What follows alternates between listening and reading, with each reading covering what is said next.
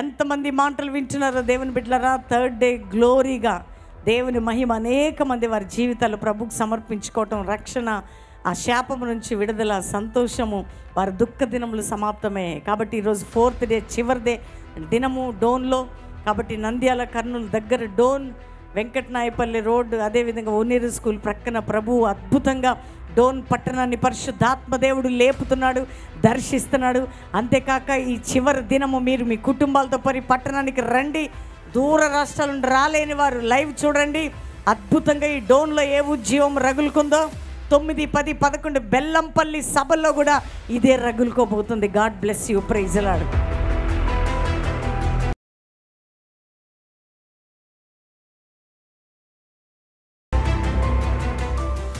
ఒక చెవు వినబడవు. ఎప్పటి నుంచి? చిన్నప్పటి నుంచి సిమ్ కారుతుంది మేడం. ఒక చెవి వినపడదు మీ పాపకి? వినపడదు మేడం. ఆ బాబు కూడా మా బాబే.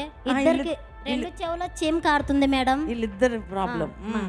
చీమ్ కారుతుంది. చిన్నప్పటి నుంచి చాలా డాక్టర్ దగ్గర పోయినాం మేడం. ఏమన్నారు? ఎవరు కూడా బాగా చేయలేదు.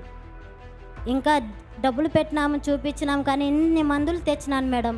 ఇద్దరికి అదే ప్రాబ్లం మేడం. ఇద్దరికి చెవు వినపడదు మేడం. ఎంత గట్టిగా అరిసినా వినపడదు. ఎవరన్నా ఇట్లా మీ అమ్మ పిలుస్తుందని చెప్తే తప్ప చూడరు. అవును మేడం. వినపడుతుంది. ప్రార్థన చేస్తున్నప్పుడు ఏం జరిగింది? దేవుడు నాలో తీసేసినాడు. శైలజ, శివరాజు, శారా, అబ్రహాము, శివరాజు, సరోజ, ఒకటో క్లాస్. ఏమైతుందిరా? మేము చేసిన తప్పులన్నీ ఒప్పుకుంటున్నాం. వావ్, వండర్ఫుల్ బిడ్డ. ఎవరు కావాలి బిడ్డ నీకు? యేసయ్య కావాలి. యేసయ్య కావాలి. దేవుని ప్రేమించాలి. నాకు దేవుడు కావాలి. నాకు దేవుని ఉండలేను. దేవుని కొరకు నేను బ్రతుకుతున్నాను. యేసయ్య కావాలి. నా జీవితాన్ని యేసయ్యకి ఇవ్వాలనుకుంటున్నాను. వండర్ఫుల్. God bless you.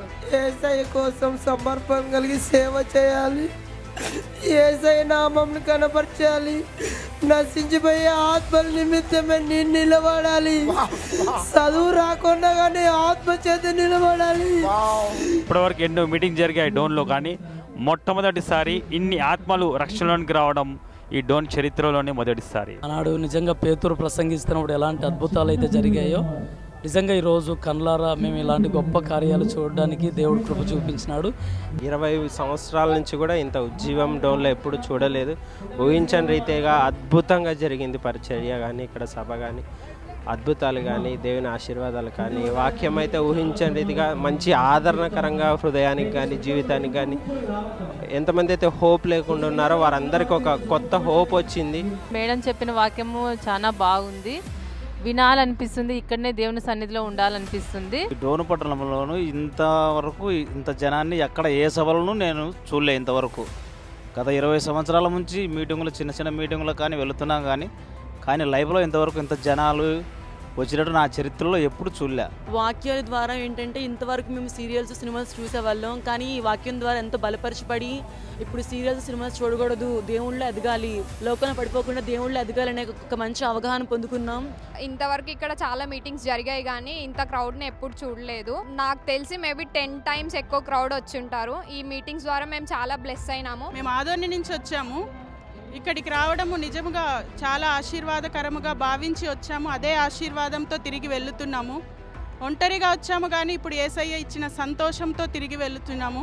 ఎంతో ఆశ్చర్యకరంగా మరి కని వినని రీతిలో నాటి కాలంలో అపోస్తల కార్యముల్లోనూ అలాగనే సువార్తల్లో యేసుప్రభుల వారు చేసిన అద్భుతములు, నానా విధములైన రోగముల చేత, వేదనల చేత పీడింపబడుచున్న వ్యాధిగ్రస్తులందరూ, దయ్యం పట్టిన వారిని, చాంద్రోగులను, పచ్చివైపు గలవారిని దేవుడు ఆనాడు బాగు చేసినట్లు ఈనాడు కూడా మరి ప్రవీణ్ కుమార్ అయ్య గారి ద్వారా అనేకులు నానా విధాల బాధలు, వేదనలు, రోగాలు, దయ్యాలతో పీడింపబడుచున్న వారికి కన్నులారా ఈరోజు చూస్తున్నామంటే ఎంతో ఆశ్చర్యకరంగా ఉంది. ఎక్కడ కని వినని మీటింగు ఈ డోన్ పట్టణంలో దేవుడు జరిగించినాడు. అందుని బట్టి దేవాది దేవునికి మహిమ కలుగును గాక. ఆమెన్.